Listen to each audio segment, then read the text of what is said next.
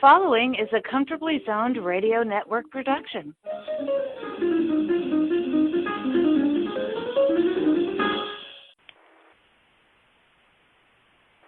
Thank you, Tally Olson. We are back talking New York baseball, New York Mets, New York sports.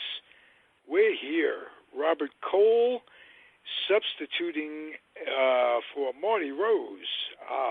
Not here tonight, in the process of moving his domain from Jacksonville to Orlando.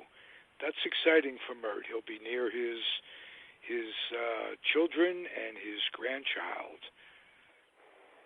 Yes, that'd be very good, and he won't have to make that long 3-hour drive all the time when he has to go see the grandchild. Right, and they lucked out. They found a nice place that's close to where their kids are, and it's going to be a good move, but stressful, I'm sure, for them. So, as I implore Mert to do, if you're listening to this, take it easy. How about that? That's the best way to put it. Oh, yeah. Moving is stressful under the best of conditions. Change is always a stress. So, good luck to you and Peg, Marty Rose. Let's talk a little Met ball. What's going on? We got the winter meetings coming up. How do you see things playing out? Well, you know, as I've been saying offline, and on my website, this is a scary time for Mets fans. You know, seeing how Brodie Van Wagenen handled things last year, and most of his big moves didn't work out so well. And in light of, you know, some of the big moves that have been made by some of the other teams, you know he's going to want to do something and do something big. You know, the Phillies... Yeah, the Phillies improved themselves. The Braves have improved themselves. And tonight we find out that Strasburg has re-signed or is imminently... it's an imminent thing that he will re-sign with Washington. No, he did re-sign. They had the general manager and Boris on earlier on MLB Network, and he signed 7 years, $245 million. Whoa. And when you consider that the Yankees were about to offer Garrett Cole that same deal, okay, that now bumped Garrett Cole probably up to close to $300 million in possibly 9 years. Well, so it's not our money, but by the same token, there's a budget. Mind-boggling. Yep. So after a couple of years of, you know, people saying that, you know, collusion and, you know, free agency wasn't going to be a big thing anymore, all of a sudden it is a big thing again. So, you know, we'll just have to see. Zach Wheeler of the Mets signed a very lucrative contract, I think, for 5 years, $120 million, something in that network. And considering he's barely a 500 pitcher, you know, who knows, you know, where these salaries are going to go now. Do you have any aspirations as a Met fan of getting Bumgarner, a free agent with the Giants? No. I mean, I would like to have him for a couple of reasons. You know, his veteran status, he would fit in very nice.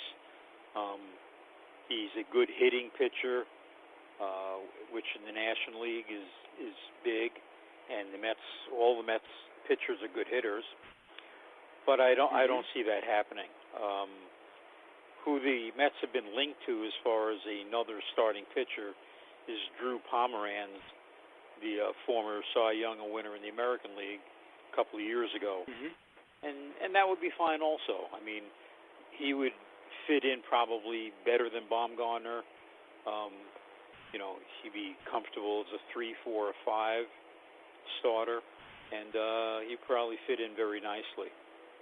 So now, Porcello, the former Tiger, is out there, and yes, I made he also I he's made also been rumored. I know, and I thought of him as being a gamer.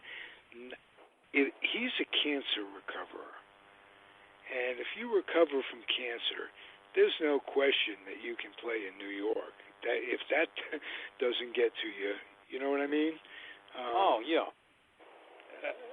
Just the courageous way he went through that and his comeback. And there is always the question when you sign with the New York team, are you going to be able to play in New York? And the first thing I thought of was, what's going to stop this guy? You think playing in New York is going to bother him after going through what he went through? Probably not. So, no, as far as I'm concerned, that's a step up. If we know a guy can play. Yeah. But I think one of the bigger roadblocks to whether a guy can play in New York or not is not so much the player as it is the family.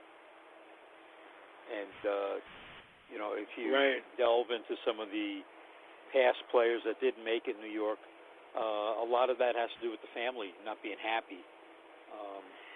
You mentioned when Wheeler signed with the Phillies that his wife was has family or has ties to New Jersey, that part of New Jersey where Philadelphia meets. It's a big thing, of course. And I remember Hampton didn't sign with the Mets, went to Colorado, pretty much for the Bucks, everybody said. But he has the right to choose where he wants to live. And his family might not have been happy in New York. Goes back to Nolan Ryan, who, for one reason or another, didn't want to live in New York. And we lost him, we're talking 40 years ago, maybe longer. Yeah, and it seems like yesterday. Yes, it does. It does. It goes fast when you want it to go slow, and slow when you want it to go fast. Yes, it does. Young people don't realize it because I didn't realize it when I was a kid. People say, it speeds up. You better take advantage and enjoy what you have right now and live day to day, because it does speed up and it isn't forever. And so they were interviewing Melania Trump the other day, Mrs. Trump, the First Lady, and she made an off-the-cuff remark. She says, I better be enjoying this. It's not going to last forever, whatever it is. Yep. And that's very profound as far as I'm concerned, because things change. You have to accept that things change. Speaking of things changing, are things changing for the better with the prognosis of the unnamed Seaman playing left field? That's all of a sudden, that's like a big state secret. There was the little couple of film clips showing him taking batting practice, a couple of weeks ago. Mm-hmm. All of a sudden, that got taken offline, and once again, not a whole lot's coming out about Mr. C, and you just have to wonder. I don't know if it maybe puts them in a position of not knowing what to do. Do you trade? I doesn't to say trade Flynn, McNeil. You can't be doing that, but you're going to have a jam up at third if I blank on his name, the left fielder who played so well for them last year. Oh, J.D. Davis. J.D. Davis. If Cespedes comes back, oops, I mentioned the name. If he comes back, J.D. Davis would need a place to play. He would become superfluous, and you got to know what you're going to do in the trade market. It would be nice to have an idea. It would have been nice before the winter meetings to have a pretty good idea. You think they know deep down? Yeah, I do. I think they do know, and we'll kind of get an idea of that with the deals that they make. Now, they announced today that Jeff McNeil would be the everyday third baseman.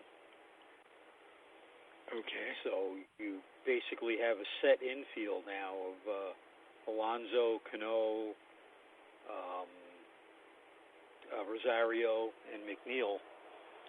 Right. With Lowry being, your backup at all four positions. He can play a little short if he's back to being what he was the year before last. If he is healthy, he'll be a contributor. Yep. Yeah, he is he's healthy. Versatile. He's got a little pop in his bat, which I like. It's true with everybody if he's healthy, of course. But he's they have really a set the only backup. I was going to say he's the only backup infielder that can play short as well, that they can depend on. So it's almost unless they, imperative. unless they use Guillorme again. Yes, that's Guillorme true. is a shortstop, so that's what I mean. We have to see kind of what deals are made and kind of go from there. There's still talks of them wanting, even though they got Jake Marisnick, who's an excellent defensive center fielder. He's more like a Juan Lagares, just a little bit younger. Is Lagares gone for all practical purposes? Did they tender him? No, he's a free agent. Okay.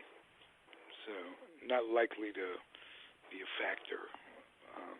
No. With that in mind. So there's the rumors about, the Marte of the Pirates wanting to be in that. Doesn't he have saying family that he would like to be a Met? The Pirates. No, but doesn't he have family in New York? I think. Yes, I believe he has. There's a tie in New York, I believe, in the metropolitan area. And, he said all the right things. He was asked, would he be willing to play for the Mets? He said, it would be an honor to play for the Mets. But if that doesn't happen, I will give my all for my team. Meaning, right. So Pirates. Now, the problem is, the Pirates are going to want players, probably some young players. We discussed, Marty, me and you, if they traded even Conforto or Nimmo and maybe one young player to get him, Marte, that would be okay. Mm-hmm. That would be absolutely. Fair deal. He's a much better defensive center fielder than those two. There are times I like Conforto. He's so streaky that it makes him tough to root for, because either way, you don't know what you're really getting, what the real Conforto is, and he's still young. Yes, he is. So, and Nimmo you gotta like because of his passion, because of the smile on his face, and because he wants to be playing. Yep. And so much depends on Cespedes. So many of these decisions. So, like you say, there's a good chance you think there's a good chance they know what's going on with him. Yeah, I do. I think they have a good idea where he is. We'll maybe have a better idea come spring training, whether he actually trains with the team. I don't see a problem even with letting him start very slow, start in the minors, rehabbing and stuff, and then bring him up a little later in the summer when it gets a little bit warmer. But we'll have to see what happens. I would venture to say the decision is based a lot on whether or not his insurance stays in force. If they start bringing him back and it looks like he's in baseball condition, boom, they're going to start the meter running on that, on the salary. Oh, right, yes. But, that's always been a question with the Wilpons. But now with the news that, Cohen is going to possibly infuse money, taking over the majority of the Mets, that may not be a big issue anymore. Well, how long is it going to be until he actually takes over a majority position? Are they talking for, or has this been expedited?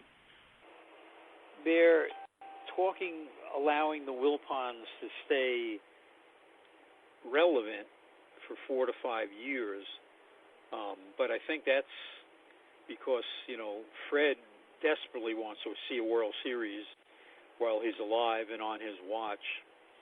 And, hoping that happens, which, as I've said in the past, I think that's the sole reason Brodie Van Wagenen got the job, over Chaim Bloom, simply because he made that promise to the Wilpons that he will do the things to make the team into a contender and get into the World Series. Right. So far that hasn't happened. Of course, you, me, and Marty feel the same way. We'd also like to see the Mets in a World Series in our lifetime, but yes, we don't have as much control. Yes. And that's the advantage of being a fantasy league owner. Things aren't going well, you make the decision. And but yes, well, you and I both had our seasons last year. We each won our own fantasy league, so it's the first time I've literally 25 years of playing fantasy baseball on one level or another, and I won a championship for the first time. It was just unbelievable. I waited for things to go wrong down the stretch, but the baseball gods were kind to me. Yep. And now so you see, both you and I kept the faith with the Mets because it was our Mets really that helped. That's right, and we got a kind of a head start, knowing where the moves were. Yes, with the Mets. Yeah, I mean we took the chance on Alonso right after they took the chance and put him in the big leagues as opposed to starting out. That would have been a typical Wilpon move. So I must say that along with signing Cespedes originally in 2015, takes a lot of the heat off of the Wilpons, at least in my eyes. And I have to give Sandy Alderson a lot of credit for just absolutely squeezing the money out of them in 2015 to go to get Cespedes. And, Sandy made some good moves during that, the stretch that year. Yes, absolutely. He's back with the A's and reputedly healthy, which is number one. So, he was also on the committee that voted for the Hall of Fame yesterday, which put Marvin Miller and Ted Simmons into the Hall of Fame. Well, I'd love to talk about Ted Simmons sometime, but I'd love to talk to you about Marvin Miller. This guy was so well-deserving, and it is such a surprise to me that he because he bucked the baseball establishment, and I thought they'd do everything to keep him out.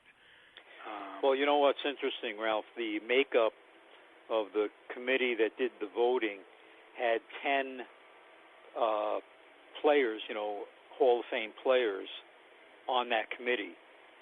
Okay, 10 players, 5 front office people, including Sandy Alderson, and 3 historians. And it was a different makeup of past years, and I have to believe the players on that committee lobbied very hard for Marvin Miller. Okay, well, like I say, he changed the complexion of the game, and there's not a player playing today. Probably a lot of them don't even know who he is, given, and that's just a few years ago. But there's not a player playing today that shouldn't be appreciative of what he did and how he played Bowie Kuhn like a drama. And overall, I mean, the owners laughed at him when he first came to the players. They didn't take him seriously. After a couple of years, they took him very seriously.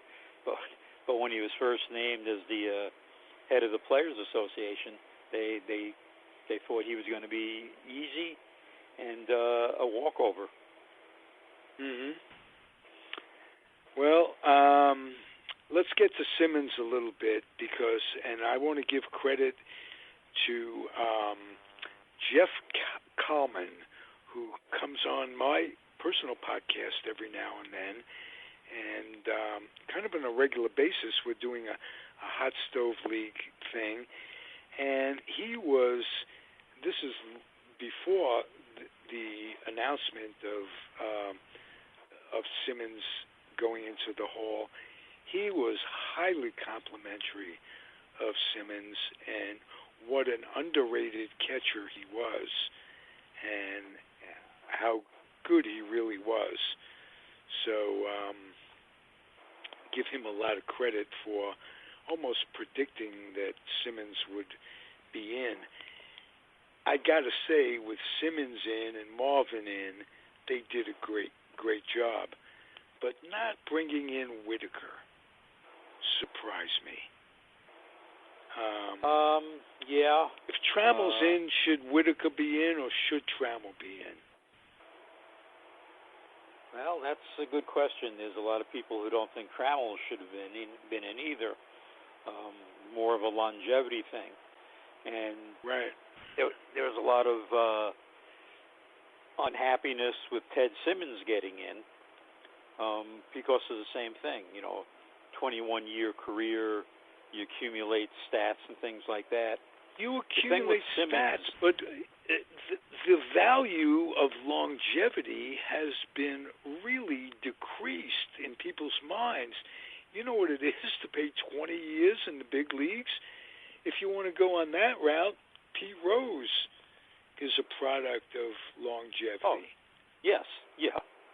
But the thing that hurt Simmons was that in his first year on the regular writers ballot, he didn't get enough votes to stay on the ballot, and he disappeared. And several of the writers, Peter Gammons especially last night on the show when they announced, his election, Peter Gammons said, I voted for him that first year, and I thought he was a first ballot Hall of Famer. And he says, I was shocked to find that he didn't get even enough votes to stay on the ballot. So I think a lot of people are kind of, saying, well, he didn't even have enough votes to stay on the regular ballot. Why should he go in now? But he was a big-time catcher. He was considered the leader of the Brewers. And back then, you had several Hall of Famers, including Robin Yount. And Money was, good players. Money was on that team. Right. And he was considered the leader, of that group. I think that was the Harvey Wallbanger teams, right? Harvey Keene was the manager. Yeah. Oh yes, Harvey Keene, the former Giant 1962 National League champion, an intrinsic part of that team. He, besides all the things he did in Detroit beforehand, and there's a guy who died too young. I mean, you look back and say 49, 50, whatever he was, that's crazy. Yeah. So, good teams, and he was one of the true down-to-earth, we're talking Harvey Wallbanger, human beings. He had a bar in Milwaukee, and people would come in, and he'd just sit and talk to them. He was out there for the fans, and very few players nowadays don't live in gated communities. You don't get that personal touch anymore with the athlete. Well, people today don't realize that. I was, born and raised in Brooklyn. The Brooklyn Dodgers lived in the same neighborhood as we did. They went to the same stores we did.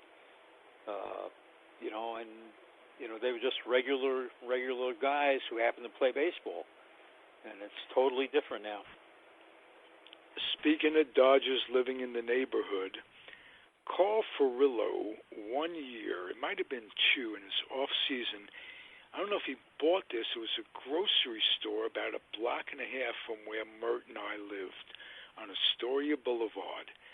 And kids, we were like 9, 10 years old, and they'd say, Carl Furillo is working at the grocery store. And we went into the grocery store. There's Carl Furillo in a white apron. I'll never forget this. The image of Schoonge, the great right fielder. And here he is in the off season, as most ball players were in those days. They had to work. I mean, they made a lot of money for the time, but it wasn't that much money. And they had to supplement their family income during the winter, and that humanized him in my eyes. And I realized that these guys weren't only guys in flannel, standing in the sun.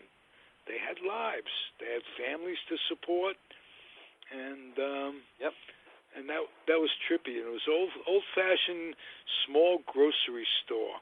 And if Mert is listening, our friend Arthur Jankelowitz, his father later he was in our 6th grade class, and his father later bought that grocery store. And I don't remember now if Furillo had an ownership in the store. He might have just be working there in the summer, in the winter, like I say. Yeah. But you'd see you in Brooklyn. I was in Queens. You were in those neighborhoods, and I'm sure you ran into these guys on a regular basis. Like a small town. Yep. I mean, Gil Hodges, was from Indiana, but he married a Brooklyn girl, and he made his year-round home in Brooklyn. And a lot of the Dodgers during the season, rented like small homes in the different areas of Brooklyn, and it was just normal to see them. Their wives shopped in the same supermarkets, and it was just they're just normal, like I said, normal guys that happen to play baseball.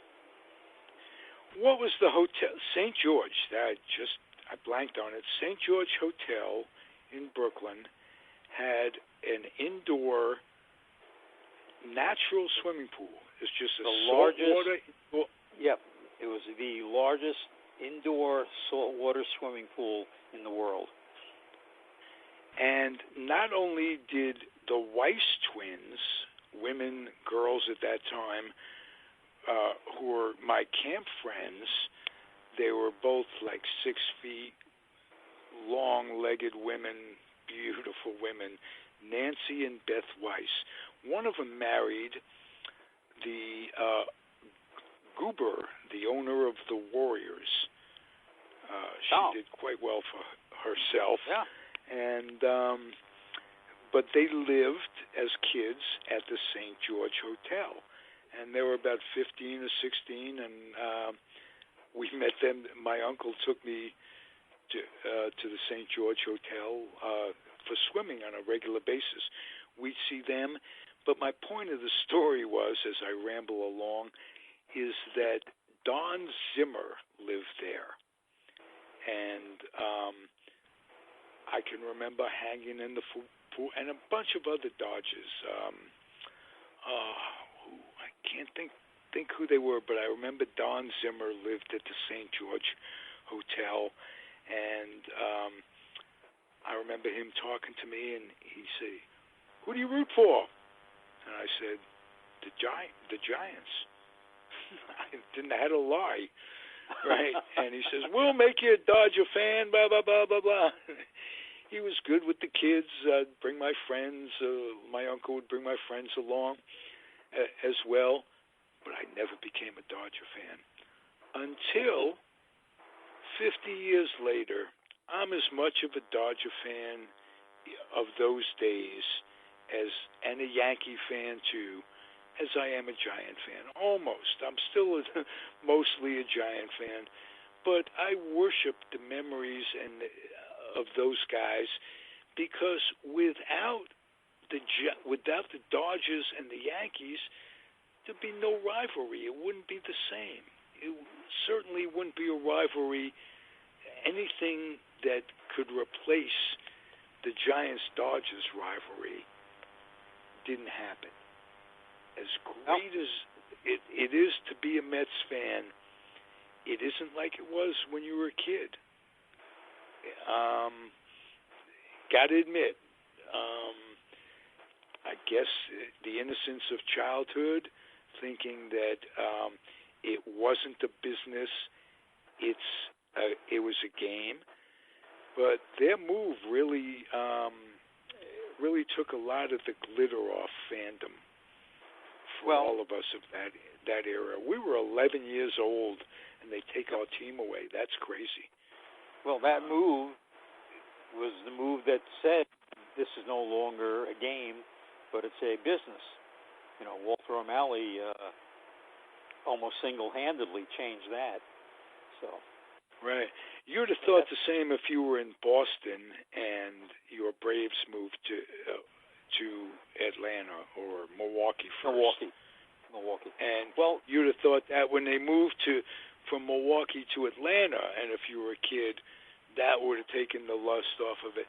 That is the one thing wrong with all organized sports, and there are many, but the one thing is that the cities don't have eminent domain, that a Rosenblum could move Baltimore and take the name with them, for instance. And the Giants and Dodgers could take the name to California. Served me well. I moved out here in 65 to be in the Air Force, or 66, whatever it was. So I got to see the Giants over the course of a lifetime, but it made it difficult for me to follow the Mets. So it's always a trade-off in life. You get the good with the bad. But those 5 or 6 years without a National League team was hell. Yes, it was. We couldn't root. We could enjoy the Yankees. We could spend a lot of time in Yankee Stadium, but we couldn't root for them like we rooted for you rooted for the Dodgers and I rooted for the Giants. Well, I couldn't root for the Yankees at all. I rooted for the other 7 teams. I did at the time, but in my memory, I think of them. They're different in my memory. In a different light, yeah. In a different light. I'll still never like team ownership. But boy, getting to see Mantle, Maris, Berra, Howard, Boyer, Kubek. Yep. I can go on and on. Richardson, Skowron, Pepitone, on and on with these guys. Blanchard. I mean, what a thrill it was to watch these guys on a regular basis. Rooting notwithstanding, you saw ball in our early years. We saw the Yankees win 5 times in a row. Amazing. Yes, the last great dynasty. Yep. And the 61 team, with Mantle and Maris, setting the home run records and stuff. Could have been the best team that we saw of all the teams, because they were healthy all year, for one, except down the stretch with Mantle getting hurt. But their infield remained healthy all year.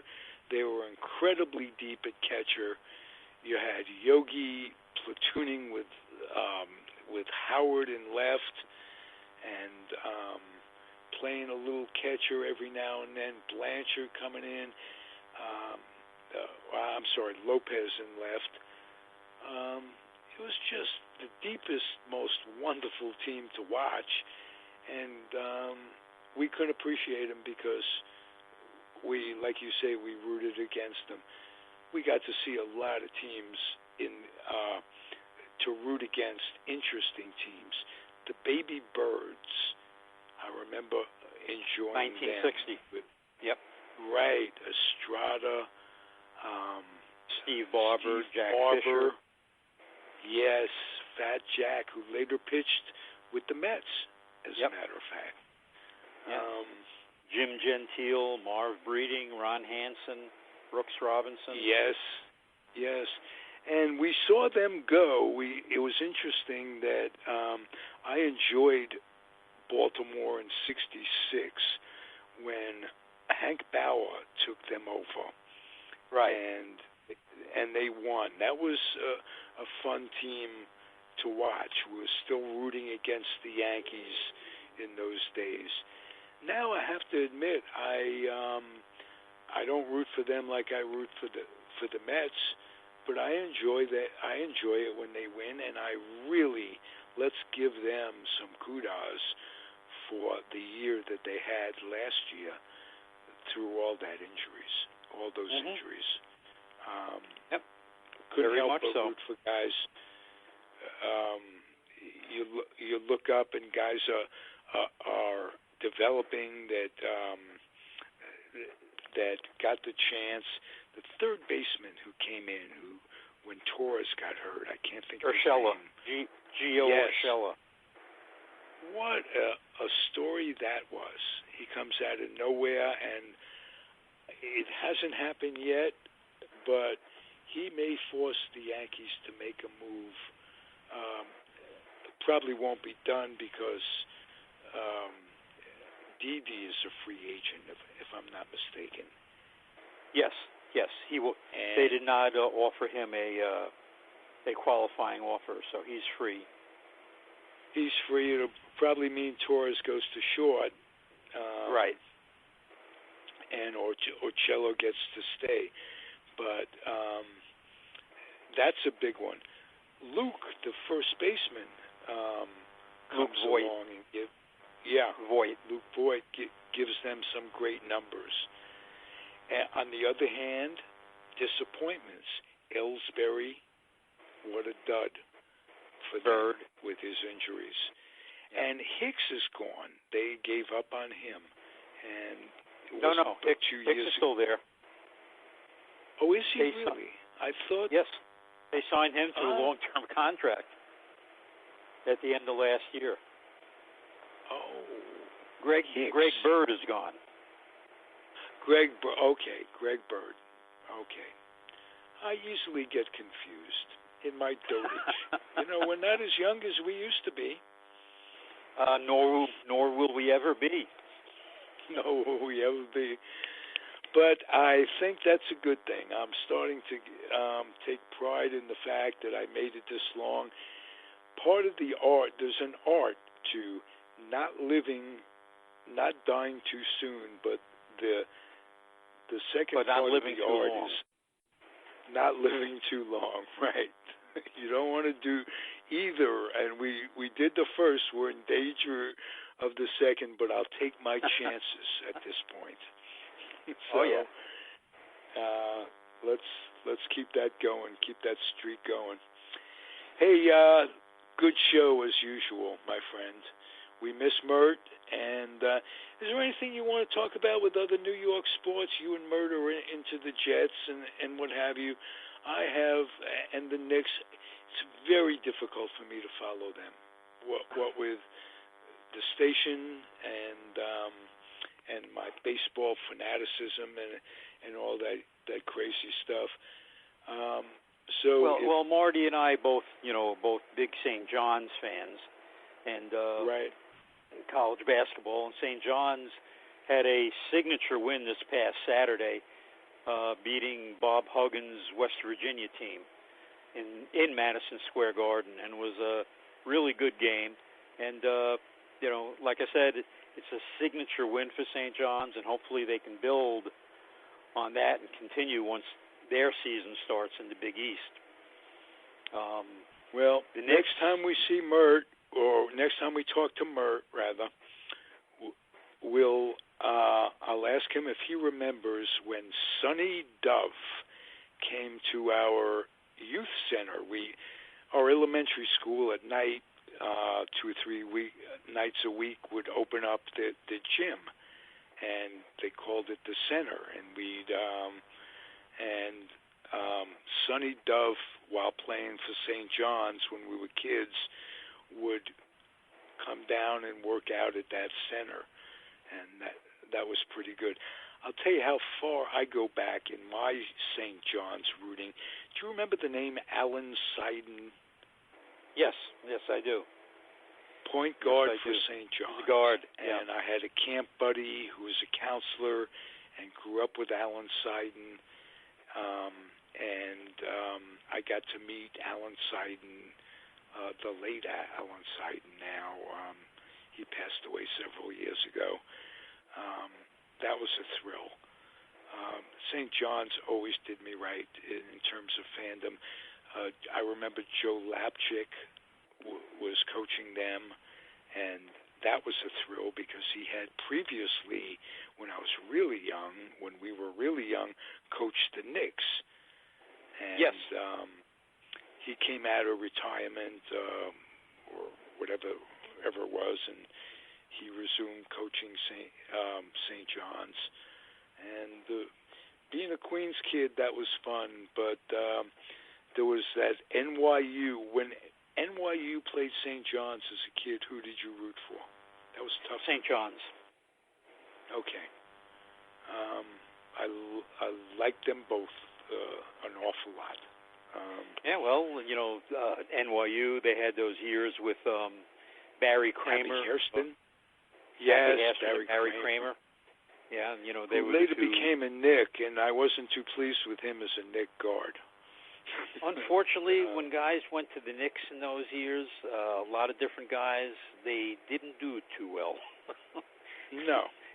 Jack the Shot Foley is another one from St. John. College basketball overratedness fame. He could shoot like hell, but he couldn't get the shot off, I remember. And the Knicks could not draft a decent big man. Charlie Tyree, Darryl Imhoff, Paul Hogue. How about that one? Yeah. And there was another guy that they drafted, a big man, that came down with a heart problem. I don't know, as if Tommy Stith's tuberculosis wasn't an omen of drafting of the Knicks drafts. They just Phil Jordan was another big man that they had for a while. Yes. Now, Phil Jordan, funny story about him really quick. Phil Jordan wound up being a very good softball player at Jones Beach. Jones Beach used to have softball fields, and they had some big-time games down there, and Phil Jordan was a tremendous softball player. Unfortunately, not as good as the Knicks. How about this for a coincidence? My friend from camp who introduced me to Alan Seiden once was a fast-pitch softball pitcher at Jones Beach. His name was Paul Granoff, and if I don't know if there's any sort of Hall of Fame for softball pitchers in those days. All we think of is the king in the court and his court. But Paul Granoff could throw the ball, with that underhanded, softball motion. Yeah. And that's interesting because and another one of my friends from those days at camp was a guy who played basketball at Bradley and later in the pros, Barney Cable. And I remember him. I don't remember the connect he had with Phil Jordan, but it was a strong one. I don't know if they played together after Jordan left the Knicks or maybe before he left the Knicks. He got to the Knicks, but there was a connect there. So in one conversation, this just goes to show you how the mind works, and how being a sports fan with almost it's a selective photographic memory. Let's put it that way. But I remember the things that serve me. There are things I just block out. I won't remember or acknowledge remembering, but that's how a sports fan's mind works. You go from one to another. Did you actually see him play at Jones Beach? Do you have a memory of seeing him play? Yes. Oh, that's got to be cool. There were some tremendous softball teams. All the industries, all the big companies had a softball team. And, they played down there. And, guys like Phil Jordan and others, who probably didn't work at the company, but they played on those teams. Grumman had a big team. Fairchild had a team that used to play down there. All the big companies, the big corporations. Do you remember, Robert, when Industrial League basketball was big? The New York Tuck guys Papers. Playing in the Olympics, they Odie Smith, was he the guy that went on to play with Cincinnati? They might have. I think he was. He went to the Olympics out of an Industrial League team. It was a rubber company of some sort. Akron. It was the Akron Goodyears, something like that. The Akron. Yeah. Akron was in that. The New York Tuck Tapers were in that. There was a team, the Cleveland Pipers was in that, and they later went into the American Basketball League. And in fact, who tried to buy there's a story about Steinbrenner and the Cleveland Pipers. Well, he owned the Cleveland Pipers. Okay, well, he bounced a check to buy the team or something. I had an episode with Peter Golenbach, and he was who wrote a book on Steinbrenner, as a matter of fact, and he was talking about Steinbrenner and who he screwed somebody with that, and it ended up costing him a franchise. It cost him, and I can't think of what it was, but I'll find out and get back to you on that. Steinbrenner was the Donald Trump of yesterday, of today, or whatever. Yeah. Yep. He's so much like Trump that it's amazing.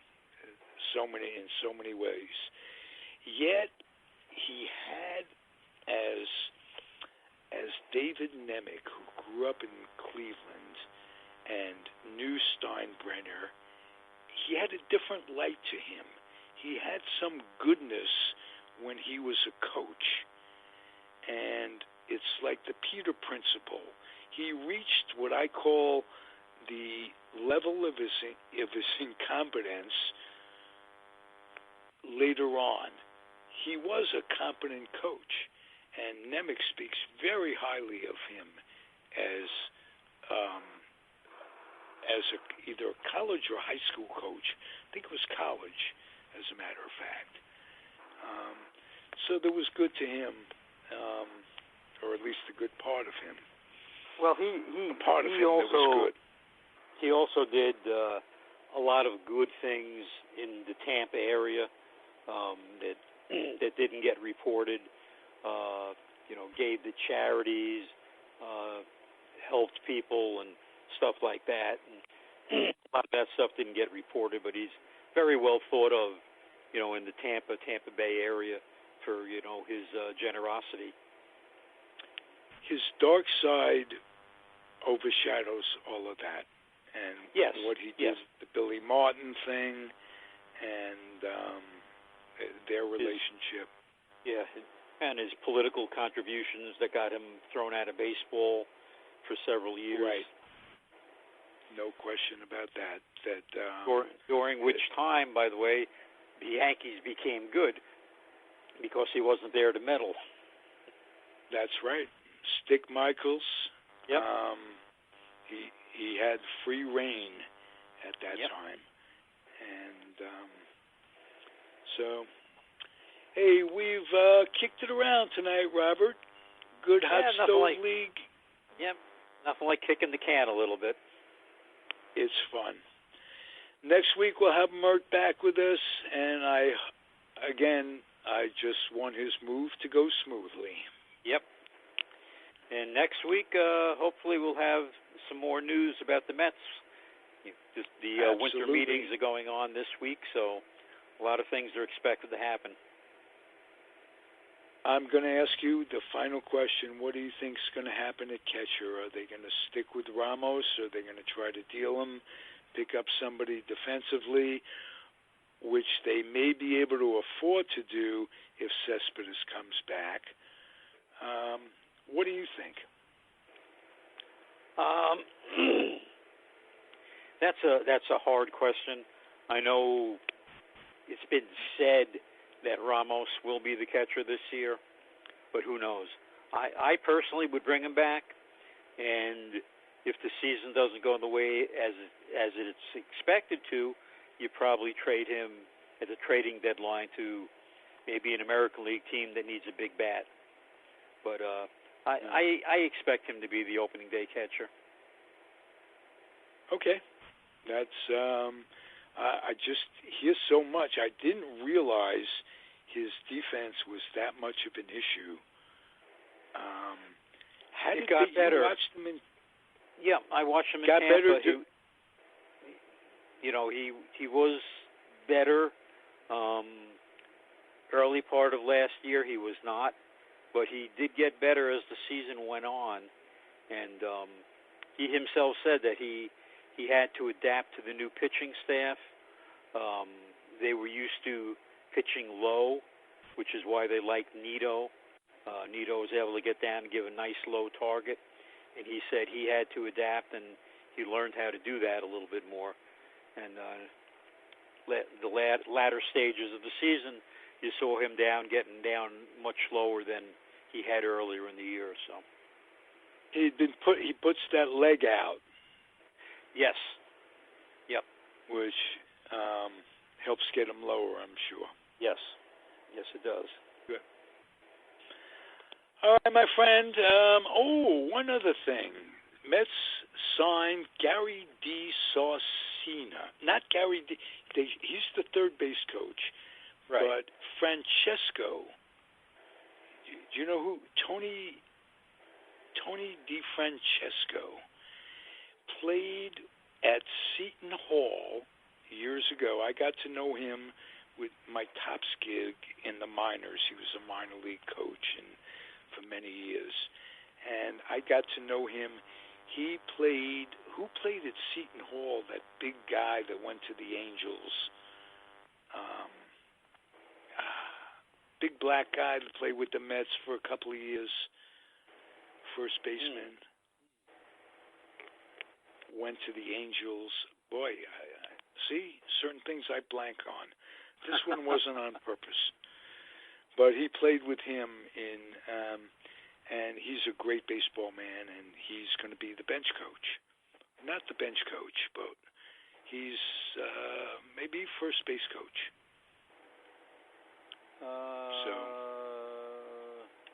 I'm looking at the chart now, and I DeFrancesco. Beltran, Chili Davis, Tom Slater, Jeremy Hefner, Jeremy Accardo, Gary D. Sarcina, Hensley Mullins, Ricky Bonas, Luis Rojas, Dave Raccaniello, and Eric. Well, no, Francesca must have been signed today or yesterday because I just read it. Okay, he's probably not on there yet. But that's a baseball name from my past. Seton Hall. What's the big guy's name? I can't think of it. He was tremendous for a while. A lot of power. We'll catch you next week on that one. How about that, Robert? Okay. All right. We'll end it. Thank you for listening, everybody. It's the Comfortably Zoned Radio Network. Robert Cole, me, Ralph Tyko, the weak link of it all, and missing Marty Rose. See you next week, guys. Good night. Good night.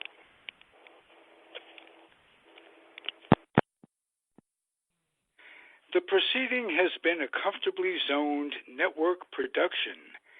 You are advised to keep your dreams wet, your humor dry, your children and grandchildren out of military recruiting offices and off the laps of clerics who wear dresses.